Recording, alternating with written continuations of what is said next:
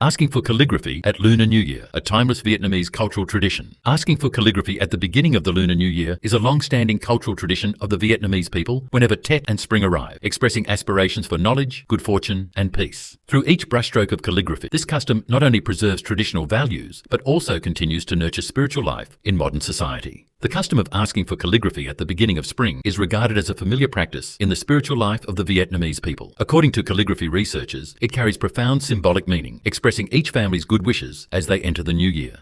Each character written on red paper embodies the aspirations of the recipient, while also reflecting respect for the talent and virtue of the calligrapher. This tradition helps affirm the nation's long-standing reverence for learning and its deep respect for knowledge and the written word. The origins of asking for calligraphy custom are closely tied to Confucianism and the moral principle of respecting teachers in traditional society. When literacy was seen as the path to knowledge and character, Confucian scholars and teachers represented the intellectual class. At the beginning of each spring, people would bring small offerings to request calligraphy, entrusting their hopes for academic success, family harmony, and a prosperous life. Over time, the practice spread widely and became an indispensable part of the atmosphere of the traditional Lunar New Year. Nowadays, instead of visiting traditional calligraphers' homes, people can visit calligrapher streets in many cultural spaces in major cities. The image of elderly calligraphers alongside younger modern ones creates an interplay between tradition and modernity. Their delicate brushstrokes on red paper attract many locals and tourists, contributing to making the custom of requesting calligraphy a meaningful cultural tourism activity during Tet. According to traditional beliefs, the characters requested at the beginning of the year are usually hung in a place of honor in the home, with the hope of welcoming a new year of peace and good fortune. Depending on their age and personal wishes, each person chooses an appropriate character